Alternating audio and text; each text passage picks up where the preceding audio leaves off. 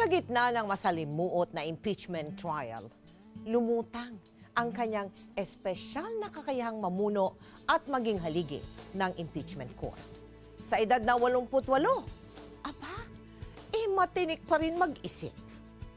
Ngayong tapos na ang paglilitis, ano naman kaya ang naghihintay para kay Senate President Juan Ponce Enrile?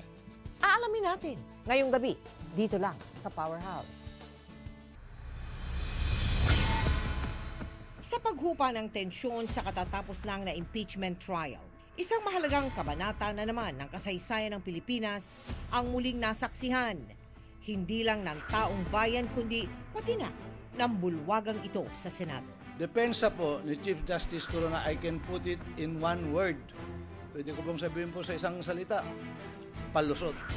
I was already hoping with all my heart that God would strike me dead. The Chief Justice of the Republic of the Philippines wishes to be excused. Bagamat iba't ibang personalidad ang lumutang sa paglilitis, isang senador ang namukod tangi. I vote to hold the Chief Justice of the Supreme Court, Renato C. Corona, guilty as charged.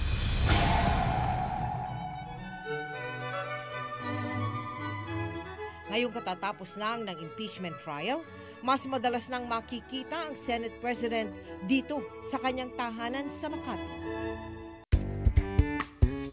Sa lawak na 7,000 square meters, sa unang tingin, aakalain mong isa itong bahay na karaniwang makikita lamang sa mga teleset. When did you acquire the house? I acquired the house in 1975. Ganun na ho ba itsura no, nung in-acquire, no? But you built the house. We built the house. I borrowed money from the GSIS. Oh, really? Yeah. At the time? I borrowed almost ₱1 million. You built the house for ₱1 million only? Yeah. Magkano lang ang lupa doon noon? Noong 1970s? In the 70s. Pero Senator, kayo ho ang nagpatayo ng bahay? Were Ang you... asawa ko, dahil I was busy. But were you part of the designing? No. Siya lahat yun. Hi, good morning!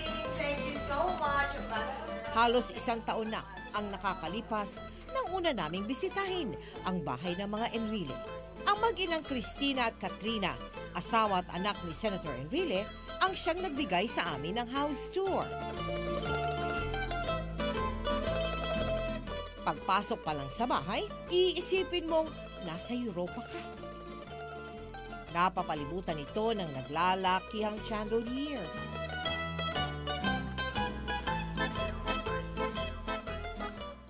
Ang dining room nito ay siyang parang ginagamit ng mga royalty.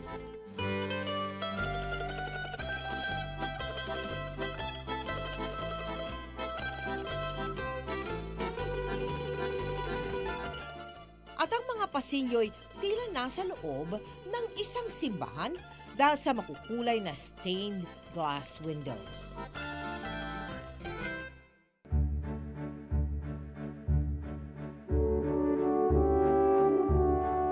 Ambassador, who was the architect of your house? Ben Soriano. Ben Soriano. You know, I noticed that there are no doors. Part of myself. I like everything open, you see? I don't like things that are closed. Yes. So I wanted a lanai where I would entertain and that would be vast enough and open enough for people. Those 4 paintings there, hand paintings, do you see that? Yes. That is yours truly. Aside from painting, do you play the piano? Do No, you dance? I sing and I act. I was a dramatic actress. And On stage? I came out in plays in Spanish for the Círculo Escénico. I was the daughter in the famous The Rose Tattoo. And don't you feel the... Yeah, sometimes I feel the urge of going back to those memories, but I'm too old. You have a collection of elephants, I noticed. Yes, I have. I started with a few, and then everybody started giving me. So I have almost 1,000 from below all the way up. Why not a cat? Why not a dog? Why not a rabbit? Why elephants? Memory. I never forget, like the elephant. Like the... Isang marangyang buhay ngang maituturing. Pero ang hindi alam ng marami, tila isang telenovela pala ang kwento ng buhay ni Senator Juan Ponce Enrile. Senator, sino mag-aakala na kayo pala ay dumaan din sa poverty, dumaan din kayo sa hirap nung kabataan ninyo? Tell us a little about that time. Alam mo, Mel, maraming tao ang nag-iisip na ako ay kilala nila. Pero hindi nila alam kung sino ako eh. Yeah. Kung saan ako nanggaling. And would you care to tell Ako us? talagang nasubukan ko ang tunay na buhay. I was born in a poor family. My mother was not well educated. Well, she spoke Spanish, she spoke Tagalog, she spoke Sambal, she spoke Ibanag, and he also spoke Pangasinan. But that's something I never learned from her. But anyway, she was married at the age of, I think, 16. And she was widowed at the age of 20. Oh, okay. Yeah. Ipinanganak noong February 14, 1924 at lumaki sa Gonzaga sa Cagayan si Juanito Furuganan na mas kilala natin ngayon na Juan Ponce Enrile. Namulat siyang walang ama kaya dinala niya ang pangalan ng ina na si Petra Furuganan. Kwento ng senador, kasama niya raw nanirahan ng kanyang ina, amain at mga kapatid sa ina sa isang maliit na kwarto.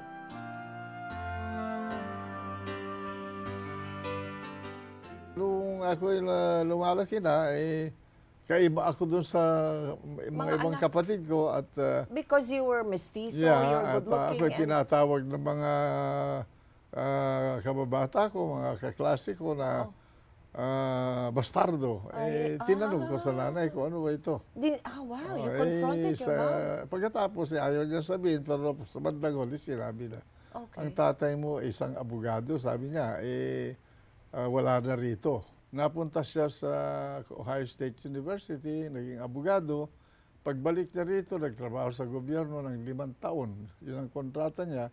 At ang kanyang kahuli-hulihang trabaho ay bilang clerk of court. In Cagayan, Sa in your Cagayan. province. Probinsya po ninyo yun. Nagkaroon siya ng asawa na taga Cagayan. Yes. Isang anak ng pamilyang may kaya naman at ang kanyang mga ancestors sa mga Spanish speaking. Yung tatay ko gwapo at mestizo, magaling mag-Espanyol. Naging politiko siya sa Cagayan. Naging member siya ng House of Representatives. And nung mag-re-election siya, noong 1923, doon niya nakilala ang nanay ko. Okay. During the campaign, they had an affair. Ako yung produkto. Ako yung produkto. Dahil natalo raw sa eleksyon ng ama, minabuti nitong lisanin ang Cagayan kasama ang pamilya nito nang hindi man lang nalalamang may naiwan pala itong isa pang anak.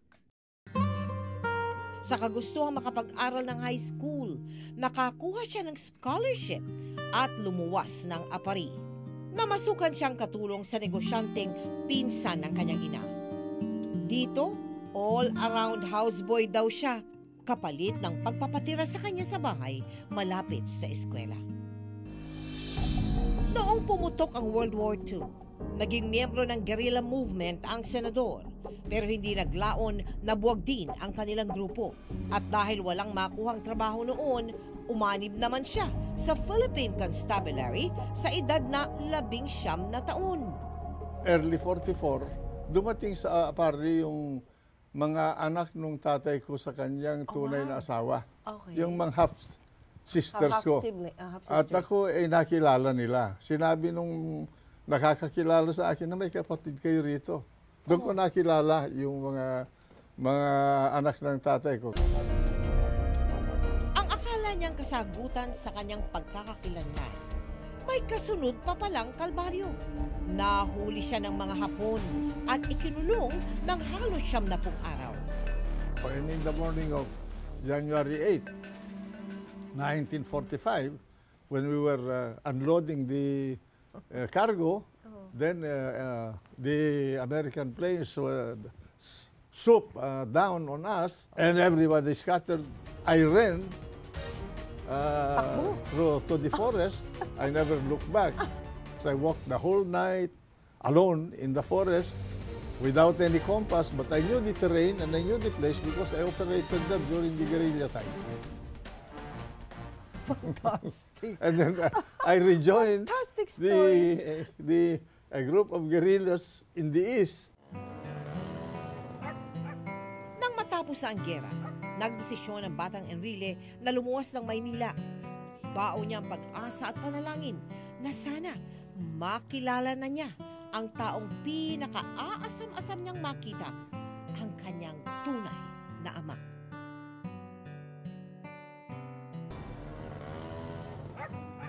Pagkatapos ng mahigit 20 taong pangungulila, unti-unti nang nagkakaroon ng liwanag ang paghahanap ni Senator Juan Ponce Enrile sa kanyang tunay na ama.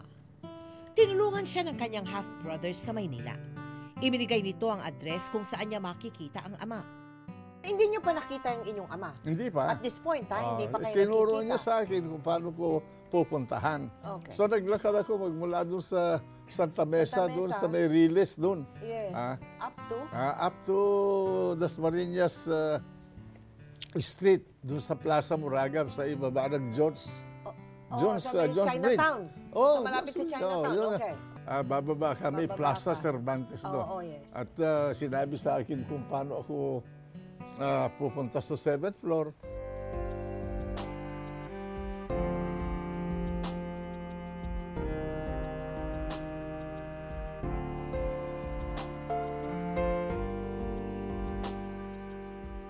Yun ang primero nakita ko yung elevator. Hindi ko alam kung paano ko papasok, paano ako lalabas. Pinagmamasdan ko ng matagal yung mga tao.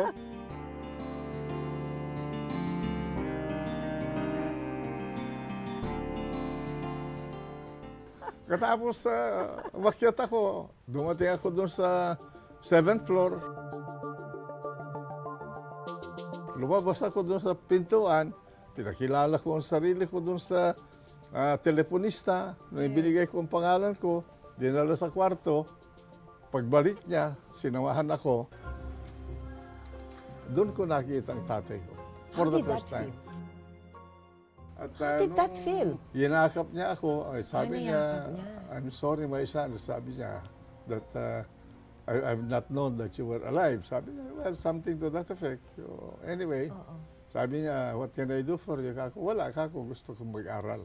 Ayun, dinala ako sa Malabon. I see. Doon, Malabon naman. Sa pamilya naman niya ngayon, sila Armida, mga kapatid ko. And all this time, you were living with the... I was living with my father and my stepmother, Mama Purita, the mother of, Armida.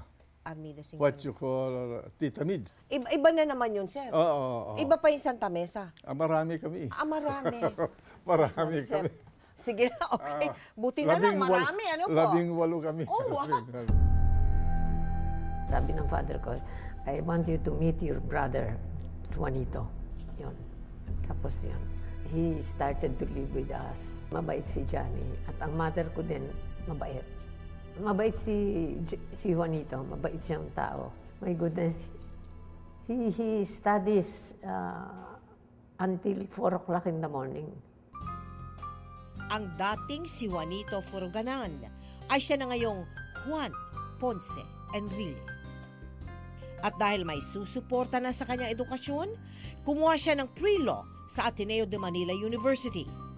Kinalaunan, nagtapos naman siya ng law sa University of the Philippines at nagtuloy-tuloy na ito sa Harvard University kung saan siya nagpakadalubhasa sa abogasya. Is it true that you never lost a case? No, I've never lost a case. You have never lost? And I have handled many cases. Talaga? Yeah. Wow. I was pitted against very capable lawyers. Huh? Anong experience nyo as a trial lawyer ang masasabi ninyong, you know, very significant in your career There and in is your life? nothing like preparation. Okay. You have to be thoroughly prepared to tackle your opponent inside the courtroom, because it's quite different in the courtroom. In the case of a corporate lawyer, a tax lawyer, or a patent lawyer, or just a business lawyer, you have all the time to go to the library to research. You can ask your assistants, please look up this rule from the law books. Yeah. When you're inside the courtroom, you have Immediate yun, you're dapat. engaged in a mental battle between you and your opponent, and between you and the witness. Pagkatapos ng halos 12 taon sa law practice, pumasok siya sa gobyerno sa ilalim ng administrasyon ni dating Pangulong Ferdinand Marcos. Kabilang sa kanyang mga naging pwesto sa gobyerno ang pagiging Undersecretary ng Finance, Secretary ng Department of Justice at Defense Secretary. Siya rin ang isa sa mga pangunahing mukha sa People Power Revolution na tinaguriang nagpauso ng bloodless revolution sa buong mundo. Dahil sa kanyang kasanayan sa public service, nag-ambisyon rin si Senator Juan Ponce Enrile na makamit ang pinakamataas na pwesto sa gobyerno noong tumakbo siya sa 1998 presidential elections. Pero natalo siya ng nooy Vice President Joseph Ejercito Estrada. Gayunpaman, nagpatuloy siya sa serbisyo ng gobyerno at ngayon ay nasa ika-4 na termino na bilang senador. Sa ika-6 na palapag ng Senate Building, binisita rin namin ang opisina ng senador. Ang maaliwalas na kwartong ito ang naging opisina niya simula noong 2008 nang hirangin siyang Senate President sa ikalawang pagkakataon. Siya ngayon ang pangatlo sa may pinakamataas na pwesto sa gobyerno. Kahit na raw tambak ang trabaho, hindi basta-basta nalolobat ang senador. Sa bawat sulok kasi ng kanyang opisina, larawan ng pamilya ang makikita. Unlimited daw kasi ang lakas na ibinibigay nito sa kanya.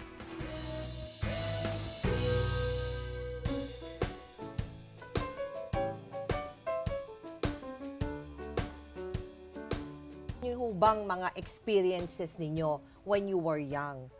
Is this part of the paghubog na sa pagkatao alam ninyo? mo, pag dumaan ka sa ganung buhay, Yes.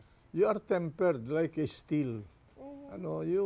You gain a certain feeling of confidence that you can handle yourself under trying conditions and circumstances.